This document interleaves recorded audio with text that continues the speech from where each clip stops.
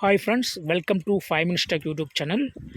Here you are seeing one bike called Yamaha Ray ZR 2018 model. In this video, we will learn how to find out the chassis number of your bike. Where the location of the chassis number you can find.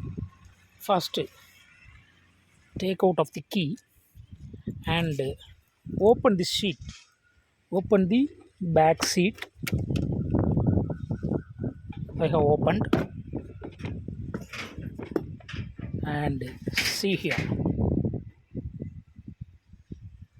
This is the chassis number. Okay.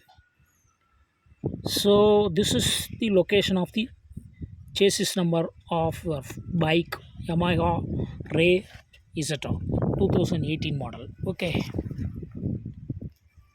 That's all friends. Thanks for watching. Bye.